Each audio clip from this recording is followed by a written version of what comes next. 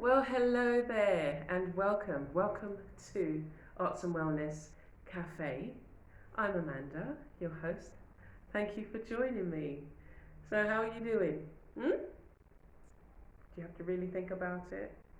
I think, as I say, uh, usually every week, we really do need to consider that question and have regular checks in with ourselves to to think about how we're doing, how we're feeling, where we are at this particular moment, what kind of emotions are sitting with us. How are you feeling in the sense that you may be feeling a particular way, but not sure why you're feeling that way. Like I sometimes feel off, and that the idea is the idea of feeling off is, I'm sure most of you will know how that feels. Let me just get myself more comfortable. Oh, so should I have my arm up or down? Um, but that feeling of not quite with yourself and not quite um, on target, not on target, but um, there's a feeling where, like I feel sometimes, where I feel um, I'm working towards certain things, I'm doing certain things, and I'm feeling good. And when I'm feeling off, it's like, oh, do you want to watch? Do you want to watch a series, or do you want to do something else? Oh, what's happening? What's happening? What's happening in the world? But that's not the off feeling. It's that feeling of um, lack of control, I guess it is, and you have to find ways to bring yourself back. Now, I do have hands. Somebody left a comment on one of my videos and said, "Oh, I think you've only got one hand," and it was just like, what a comment to say. Did you enjoy the video? Anyway,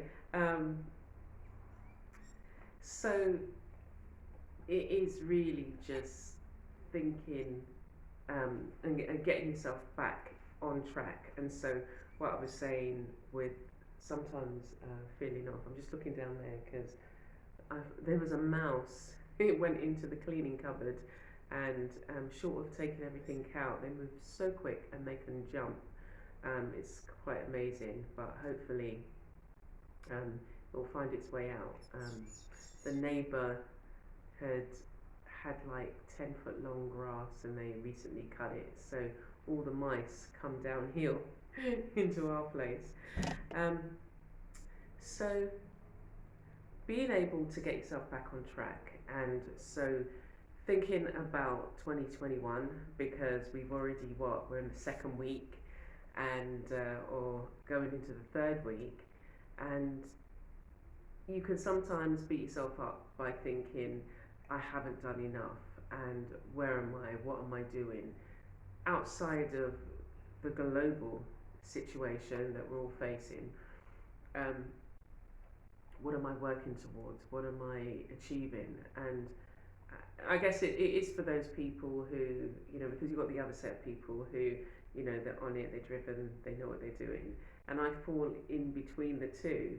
And I was thinking about that and why that is. And I thought that, when, I love making lists, I love being organised, I love the creative side where it's just like, oh, what do I feel like doing today? And they work quite well for me in unison. And there's two things I want to touch on. So, I was planning and stuff like that, and I like doing that. But there are some times where you feel, oh my gosh, what am I doing this for? So I was saying, well, not what I'm doing this for, but again, this off feeling. So I kind of float between the two, and sometimes I drift over to the what am I doing this for, and it takes a good talking to, like I'm, saying, okay, what you doing, okay, it's not so bad, think about all the things you've achieved, think about the things that you're currently doing. If you didn't do what you did last week, last month, you wouldn't be in this position in the sense that you sowed the seeds and you're reaping or you're nurturing. And you've got to recognize what season you're in, because just because it is, January, the beginning of the year, you may not be in the harvesting season. You might think, well, yeah, I did all these things in 2020, and so these things should be happening, and it's not necessarily so, because we haven't recognized what season we're in. The other thing I want you to remember, because it's just, no, let me just write it down because I don't want to forget this point. Okay, so it's your younger self. Yeah, okay. So, recognizing the season that you're in, because it could be the season of, and don't think about the actual season outside. Like, we have two seasons here in Barbados. We have the rainy season and the dry season. Now, it seems to be some sort of mix up again. Just making sure that the mouse hasn't tried to dash anywhere else. But in other countries, obviously, we have the four seasons. Back in the UK, we have the four seasons, and the seasons seem to be meshing together. So where it should be, we should be in the dry season now. We're still getting a lot of rain, and we've had 2 weeks worth of rain, and it poured earlier today, and we've had flooding and things like that. So sometimes you can mistake. Is it increment weather? I'm not sure. Anyway, weather outside the norm, because again, we're not in the norm. We're kind of dipping in and out, again, because of the climate change and everything like that. So it's a lot wetter than it normally is. So that's the physical seasons out there. And then in the UK, because they're the only two that I can compare, spring, summer, autumn, and winter. And over there, they've got, cold weather. And I sometimes forget when I'm speaking to my sister, it's just like, yes, sitting here in a t-shirt or, short sleeves or whatever it is. And I'm just assuming, it's just like, it doesn't cross my mind that it's cold where you are. So recognizing the season that you're in work-wise. So if we look at the four seasons, and maybe that's something that I'll also address, even just for myself, like looking at the two seasons. I've never kind of looked at it in that way. I've looked at, you've got the sowing season, then the nurturing, the watering, the harvest, and then not the clearing of the land, but the preparing the land for the next sowing. And I learned that, funnily enough, when I learned that more about the land, and making sure that the soil was nutrient rich when I was planting cassava. And the first year I planted it, that was the first year that anything had grown in that part of the soil. Before then, prior to that, things had been grown, but it had been left for many years, overgrown. Things had died, and so the soil nutrients had built up. So when I put the cassava sticks in there, they were massive, and it was just like an amazing harvest of cassava. So when I did it the following year, I put, because it's like a 7-month growth period from a 7-month growth period before you can harvest. And so when I did the second year, they were kind of like really stunted, and I was just like, what's going on? And then I remembered, I didn't remember, it was just like it dawned on me, but you planted cassava here this year, so maybe you need to change the position. So I've done that, and the cassava I've got growing now, I've got it growing in 2 different places to try and test out another new place, and they're kind of growing okay. There's some sort of insect out there that's red. I've seen it. I've seen a couple, and they, I think, along with the stink bugs, are munching on the leaves. So some of the plants that I planted at the same time, they're all planted out at the same time, are growing really slowly. Anyway, So when you think of the 4 seasons, and now like if I consider the 2 seasons, then I have to think, okay, the rainy season is the time when, it's really wet, but we've got the sunshine, and so things are growing, at a faster rate.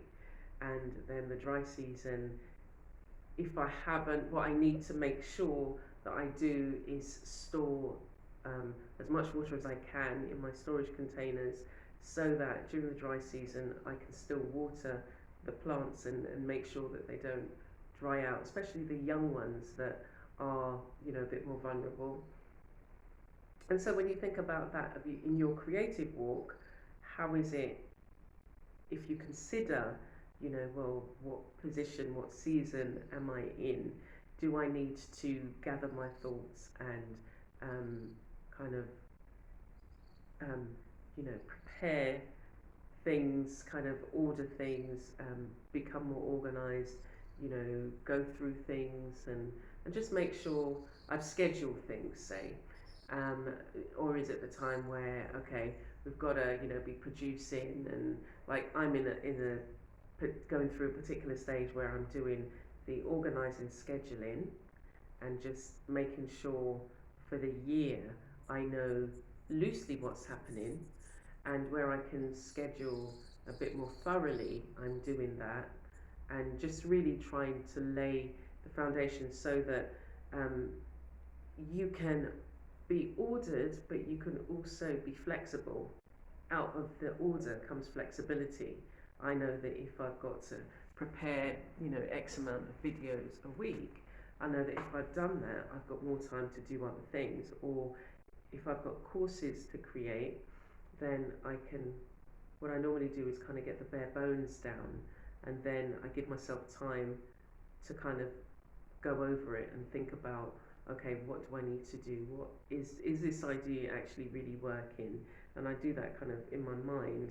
I write some things down, and once I've written them down, I'm better able then to really kind of work out the kind of nuts and bolts. So seasonally, that's the one thing, thinking about that in your creative walk, because sometimes it is that, oh, you know what, yeah, I'm feeling off, but it's not about me, it's about the fact that I really need to just look at all the projects that have come up and see what time I have over the year, because that's what I've had to do. I've never had to do this before, but it started last year, lots of things came in which will spill over to this year, that I have to really kind of look at and say, okay, what do I need to prepare? What do I need to be more aware of? When do I need to be aware of this?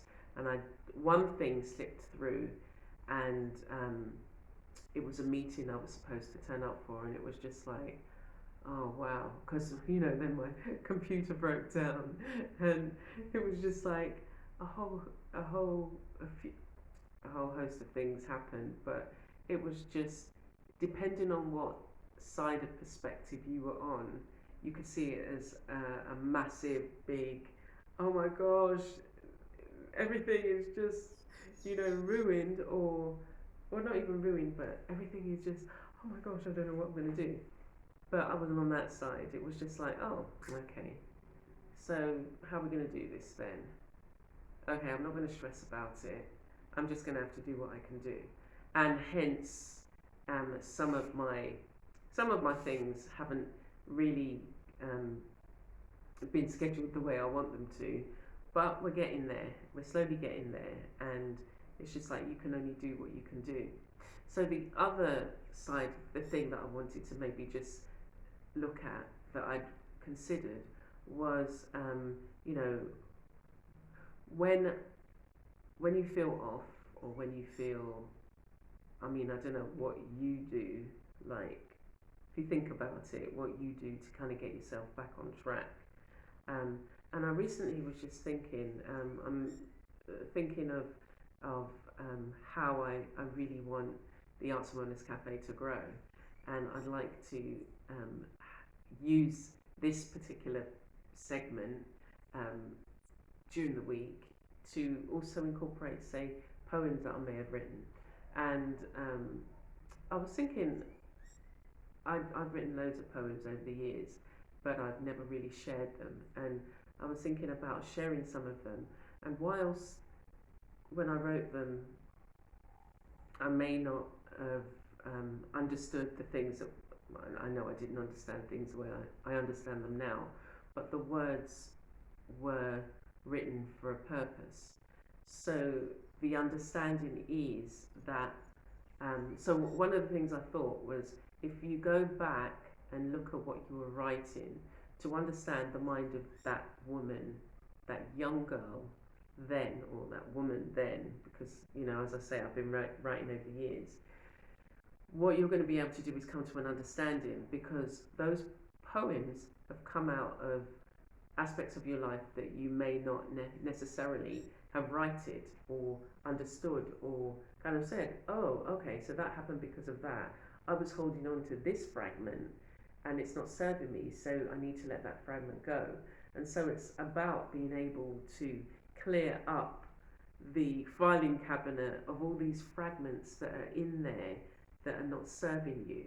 And if you don't go back, so I don't have my old diaries because I at one point thought some of them were a bit kind of moody. So I was just like, you know what, I'm not feeling moody now. I'm just going to get rid of them. But they would have been quite a useful insight into what I was going through, not necessarily what I was going through, but my thought processes. But the poems now, the poems, you know, some of them. But I thought, you know, I thought it would be a nice idea to be able to share some of them over the weeks, because they'll speak to somebody. And it's not just, you know, a poem from when I was 25, but it's working through an art journal process, looking at the words used and flipping it. So, you know, putting the things in there that maybe if I was being mentored by somebody, they would have said, well, look, Amanda, you know, how do you really feel about this? You know, and I think maybe that's one of the reasons why I really want you to think about how you're feeling, because sometimes we, you know, just say, I don't know how I'm feeling, because I've never considered myself. I've never looked at the things I'm doing. I've never looked at my thought processes. I've never looked at how the things that are going on around the world impact me, or, you know, how I'm holding some of that in, or what things are arising. I mean, one of the things that a lot of people are feeling is powerlessness, and it's like their routine was their job, and because they never really considered themselves, so they never had. What are you looking at? It's cold. Sitting by my feet. So be careful what you wish for, because one of my wishes was, oh, I'd love to have a dog that would sit at my feet in my studio, and he does. He sits right behind me, so I can't move my chair. I turn around and he's there. He's like boxing you in, and you're just like, really? Come on. Um, but yeah, if you've never had those thoughts about how you feel, then how are you supposed to understand? And you're doing the same thing in the same way, hoping for a different result. And so that's why I say, you know, going back and going into this filing cabinet of fragments, of things that, you know, well, yeah, now I deal with things in a different way, but there's still a fragment there. So that fragment needs to be gotten rid of once and for all. Um, and it's important that we do this on a regular basis. So again, yeah, how you doing? How you doing? No, how you doing? I don't know where that's from. Can't remember where that's from. So other things, what else have I been doing? I've been getting back into fabrics. I've done a few art journals which I've shared online, but I've been getting back into my fabrics, and I've pulled out some of the. I've got everything in containers, so I've pulled down some of the containers that I've got pieces in, and I will be sharing more of those over the weeks, more of the fabric projects. And I've also done what I call like fabric stories, fragmented stories. And what they are pieces of fabric and stitching, sew stitching brought together. Um, but and I'll be putting. I do have an Etsy store and a website, and I'll be putting some of them up there. Um, and I've got some courses coming up. I think I've told you about that. You know about the life book. You know about life book. So they're all life books in play. We've had quite a few weeks of teachers, and it's still very exciting. I haven't yet managed to do any of the sessions, but I'm going to be doing that. And we've also got Creative Jumpstart, which has already started. 10-minute sessions, they're very quick, and there's some great ones there. And also the um, One Badass Art Journal course that starts in February the 1st. My son, I laugh because my son was saying to me, "Why do you say it like that?" I was saying, "What? One Badass Art Journal course." And he said, "Yeah, but why are you saying it with an American accent?" I was just like, "Yeah, but that's how you say it. You don't say one bad ass. One bad ass art journal course. One bad ass art journal course. It sounds weird with an English accent, but if I say one bad ass, then anyway." But yeah, looking at the fabric pieces and reconnecting with those things that I wanted to share. So I've got so many different projects that I'd love to work on and to work through, and I've got some dolls, fabric dolls that I want to finish off. I've kind of made the base, I've done the base, stuffed them, and now it's just kind of dressing them and making them into beauties. And it's using your creativity, thinking about how you can use your creativity more to share your story, to tell your story, to express how you feel. And what you'll find is that and I find this with the stitching, that's why, call it meditative stitching, or, therapeutic process, because doing and creating impacts you on so many different levels. Even I was talking to a woman yesterday at garden centre, we were just checking out as she was checking out, and I was there waiting. But I said, "Oh, you've got some nice plants there," and then we just started talking about the beneficial effects. And I was like, sorry about the shaking. I was like, yeah, now because my garden's more mature, I've got my seat now, and I go out there, and after I've gone round in the morning doing bits and pieces, I sit there for about 10 minutes. And did I share this last week? And come the evening now, just before sunset, I'm going to go out there. I'm going to try, with a flask, that's it, I did say it, with a flask, and just do some reading.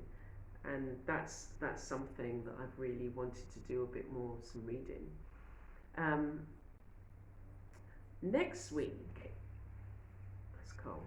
Next week we're going to start with a poem, and we'll not start the session with a poem. I'm going to be sharing a poem. I'm also going to be sharing what I'm reading. I would love to be able to finish a book a week, but that's not necessarily possible right this moment, so I'm just gonna not stress myself out.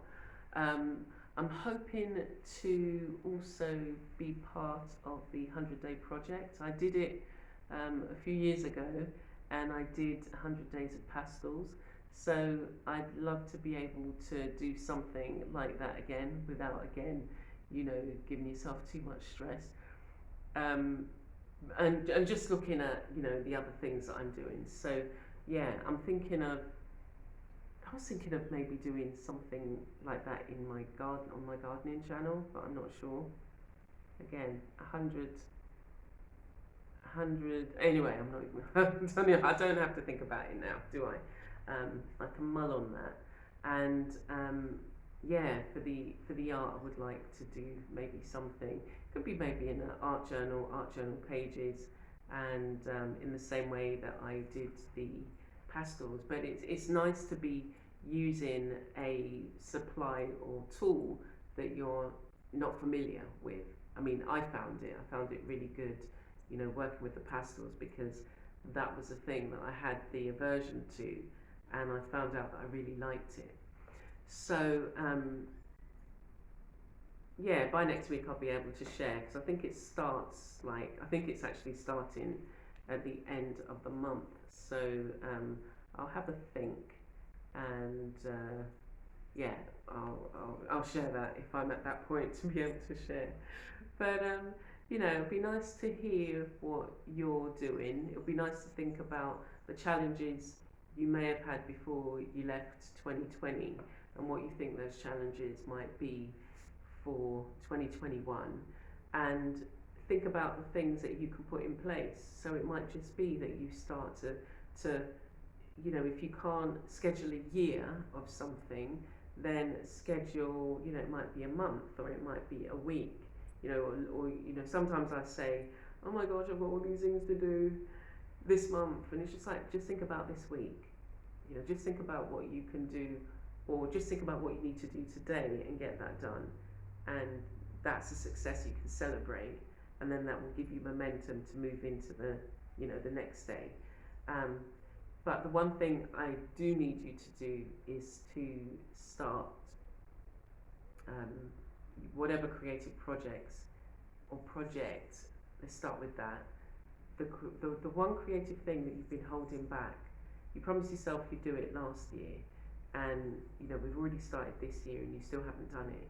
And you don't have to kind of launch into all of it and finish it or whatever, but it's just to do one action.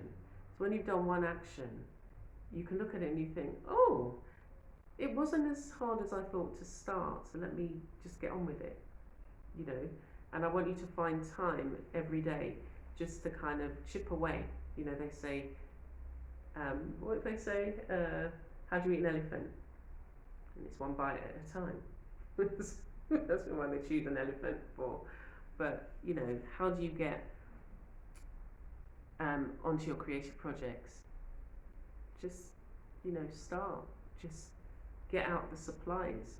Even if you can't start today, think about the supplies you'll need, and then tomorrow get out the supplies, and then the next day get the paper or whatever it is, if it's working in an art journal or whatever it is. But just think about the actions that you need to take a step at a time, and just do one of them.